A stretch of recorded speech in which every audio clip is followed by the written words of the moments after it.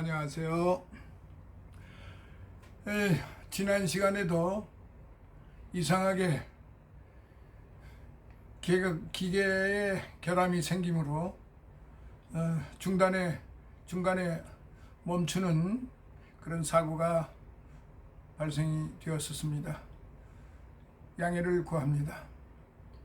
제가 전문적인 그런 기계 설비를 해놓고 하는 것이 아니라서 중간에 어떤 문제가 생기면은 그걸 바로 이렇게 교정을 할 수가 없는 상태가 되기 때문에 그렇습니다.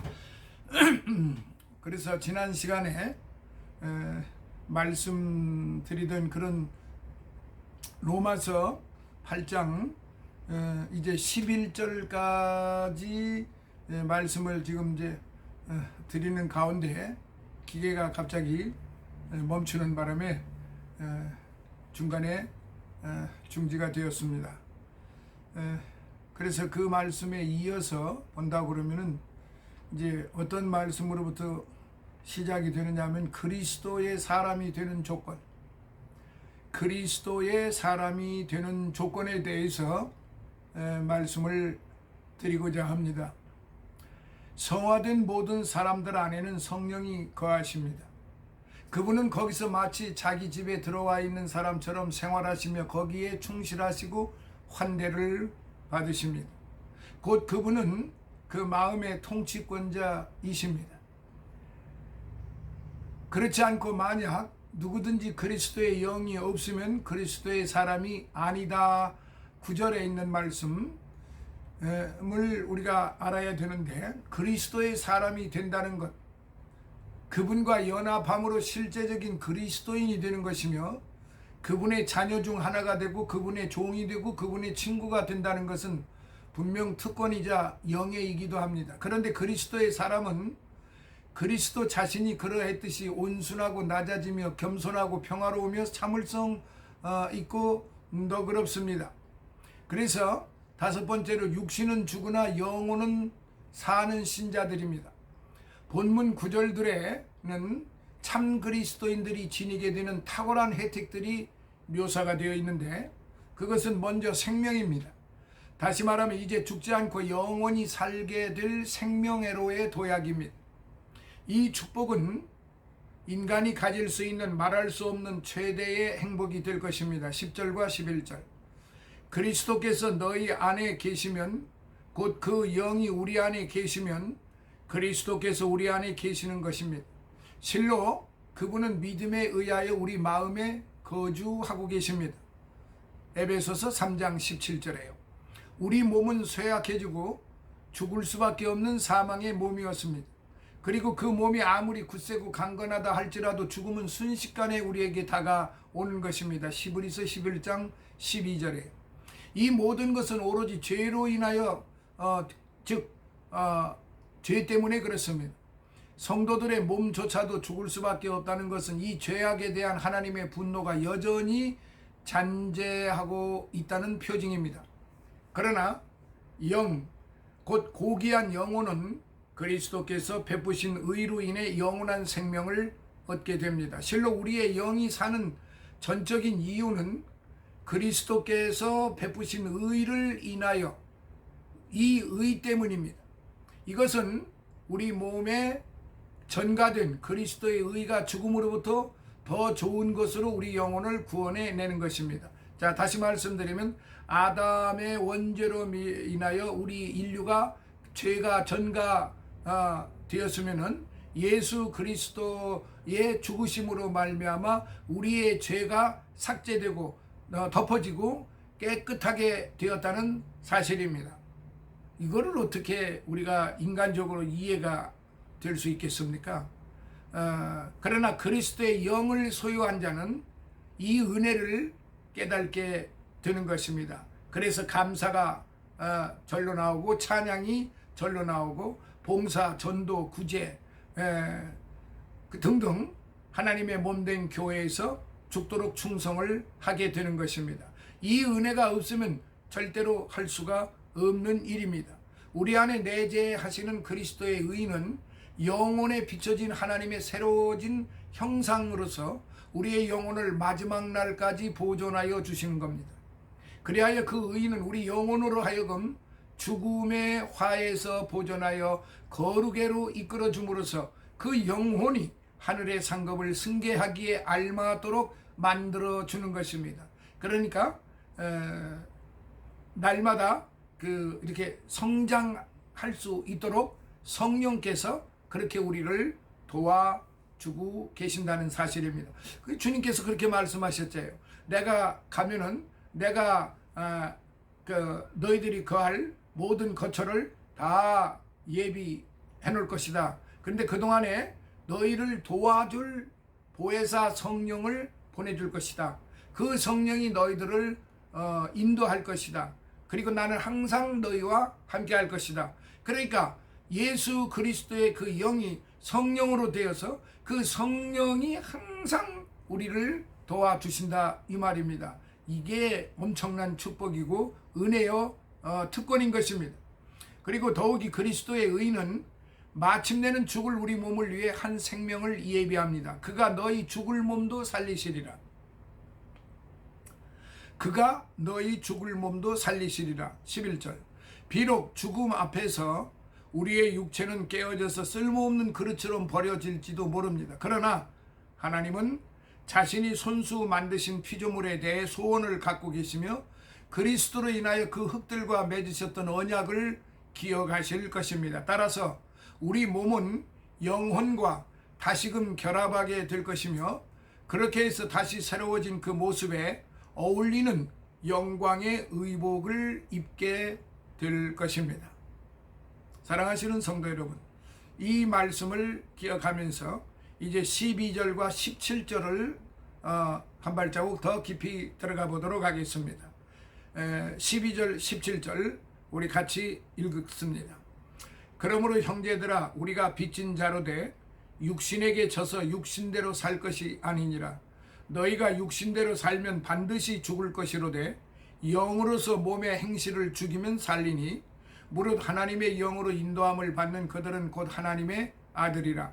너희는 다시 무서워하는 종의 영을 받지 아니하였고 양자의 영을 받았으므로 아바 아버지라 부르짖느니라. 성령이 친히 우리 영으로 더불어 우리가 하나님의 자녀인 것을 증거하시나니 자녀이면 또한 후사 곧 하나님의 후사요 그리스도와 함께한 후사니 우리가 그와 함께 영광을 받기 위하여 고난도 함께 받아야 될 것이니라. 이렇게 다음 단계가 이어져 가고 있습니다. 이 12절로부터 17절의 말씀은 하나님의 자녀요 후사인 성도라 이렇게 지금 결론을 내리고 있습니다.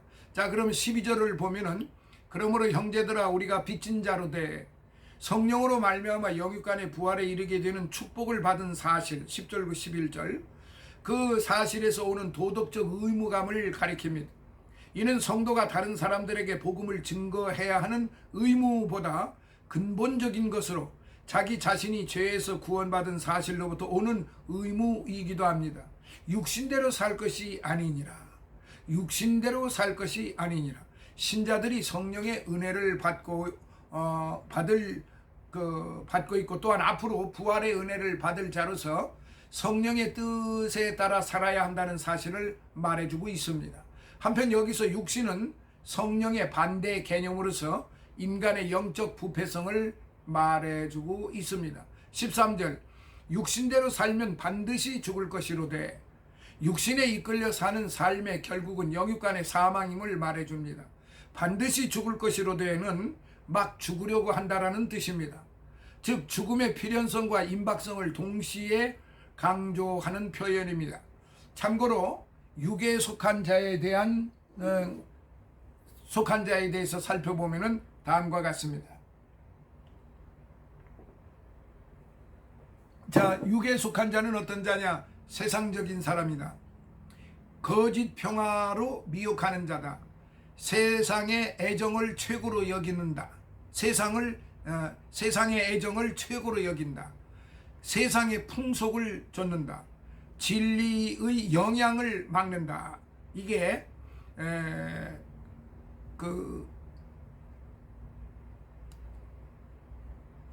죽음의 필연성과 임박성을 동시에 강조하는 그런 면으로서 육에 속한 자에 대한 그런 면들인 것입니다.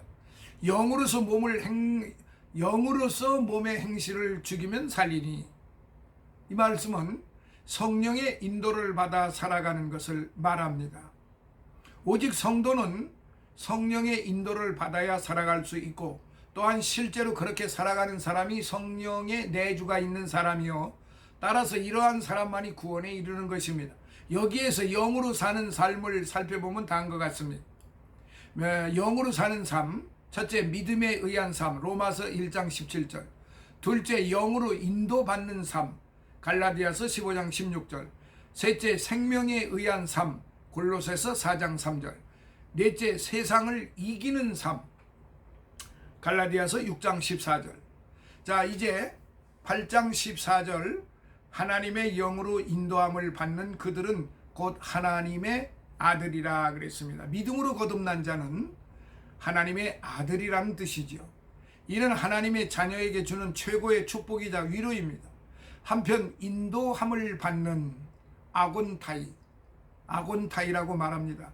인도함을 받는, 중간 퇴임으로 스스로 인도함을 받는, 혹은 자기를 위하여 인도함을 받는의 뜻입니다. 즉 신자는 자발적으로 기뻐하며 성령의 인도를 받아 살아가는 열매를 맺는다는 것입니다.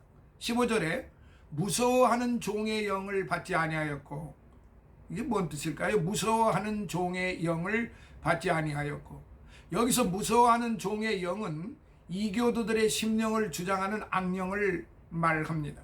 그런데 이교도들이 섬기는 그 영은 그들에게 기쁨과 즐거움을 가져다 주지도 못하고 항상 두려움만 가져다 주었기 때문에 그들의 영은 무서워하는 영인 셈입니다. 한편 종의 영이란 이교도들의 영이 사람들을 죄에 머물게 함으로써 결국 죄의 종이 되게 한다는 사실과 관계가 있습니다. 그래서 이 무서워하는 종의 영을 받게 되면 항상 어두움에 차 있습니다.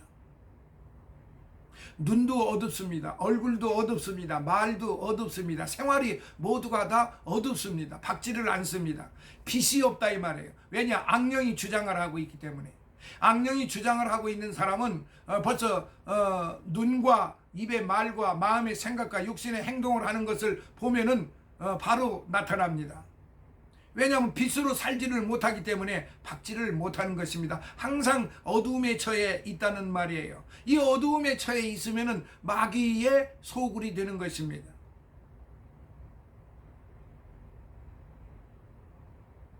그렇기 때문에 양자의 영을 받았으므로 34절 36절에 있는데요.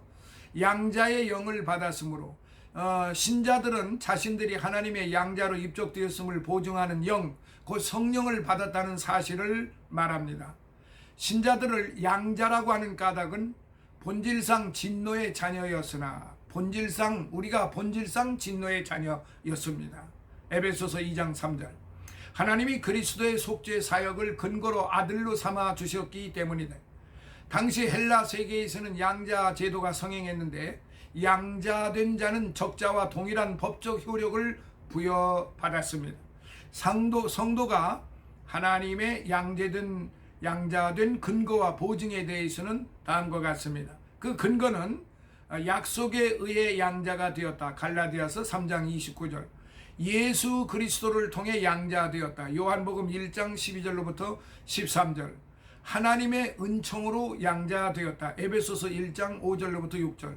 자, 그렇다고 그러는데 이제 근거가, 그런데 보증은 무엇인가? 보증은 무엇이냐?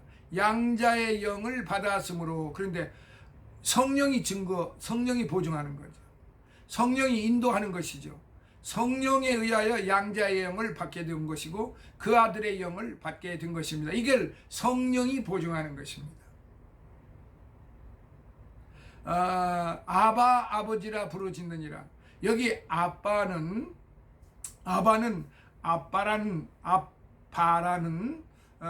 말인데 당시 유대인들이 평상시 사용하던 아람어로 아버지라는 뜻입니다.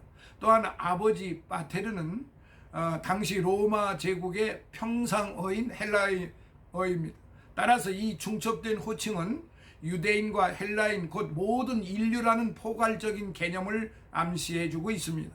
어쨌든 신자는 예수 그리스도의 의를 덧입음으로써 법적으로 전혀 하자가 없는 하나님의 자녀가 되었습니다. 때문에 신자가 하나님을 아버지라 부를 수 있는 것입니다.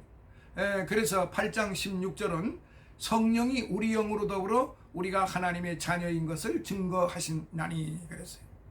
성령이 우리 영으로 더불어 우리가 하나님의 자녀인 것을 증거하시나니 그랬는데, 양자됨에 대한 성령의 보증입니다.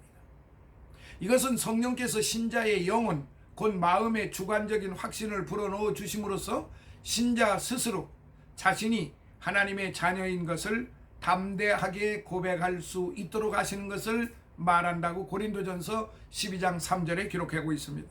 한편 자녀, 테크논이라는 말인데, 이 자녀라는 단어는 아들이라는 단어가 신자가 객관적 칭의에 따른 하나님과의 법적 관계를 말하는 것과는 달리 주관적 중생에 따른 하나님과의 본질적 관계를 강조하는 것입니다. 따라서 여기의 자녀는 아들에 비하여 신자와 하나님 사이에 보다 긴밀한 관계를 보여주고 있습니다. 참고로 성도와 하나님과의 관계를 살펴보면 다음과 같습니다.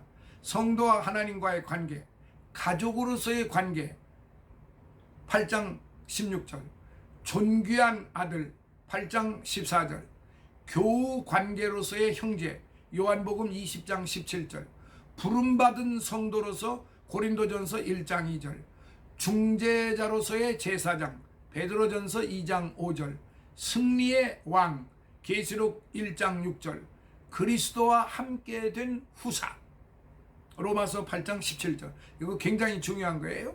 그리스도와 함께 된 후사다 이 말이에요. 그래서 17절에는 하나님의 후사라고 하는 말이 나옵니다. 하나님의 후사. 이 후사는 유산을 물려받는 피상속자를 말하는 겁니다. 하나님께 양자된 성도는 하나님의 후사가 되어 천국을 상속받습니다. 여기에서 양자됨의 결과를 살펴보면 다음과 같은데요. 양자됨의 결과, 첫째, 영광의 후사가 된다. 8장 17절로부터 18절. 생활이 바뀐다. 요한일서 3장 9절로부터 17절. 하나님의 긍휼하심을 받는다. 예레미야 31장 19절로부터 20절. 새로 탄생한다. 고린도후서 5장 17절로부터 18절. 새 이름을 받는다. 에베소서 3장 14절로부터 15절. 새 기업을 받는다. 로마서 8장 17절. 그리고 예수의 형제가 된다. 히브리서 2장 11절로부터 12절. 하나님의 징계도 받는다. 신명기 8장 5절부터 6절. 제가 지금 이렇게 말씀드리는 거를 그냥 훌렁 넘기지 마시고 이거를 꼭 참고를 하셔서 읽어보세요. 그러면은 하나님의 성령에 의한 여러분께 레마, 즉 하나님의 성령께서 충만함을 주시는 것입니다. 성령께서 내주하고 계시지만은 그 성령에 의하여 성령을 하나님을 기쁘시게 해드리면은 그 성령에 의하여 성령이 충만해진다 이 말이에요. 성령이 충만해진다는 사실은 뭐 다른 게 아니에요. 바로 성령으로부터 함께 성령과 함께 모든 것을 이루어 나간다. 이렇게 생각하시면은 좋으실 듯합니다. 자, 이제 우리가 그 다음 시간에는 8장 18절로부터 27절까지 소망과 인내와 위로에 대해서 말씀드리기로 하고 오늘은 여기서 마무리하도록 하겠습니다. 항상 주의 은혜와 사랑과 축복이 사랑하시는 성도님들과 우리 패치님들, 전국에 계시는 패치님들, 그리고 해외에 계시는 우리의 패치님들과 함께 하시기를 예수님 이름으로 축원합니다. 감사합니다. 할렐루야.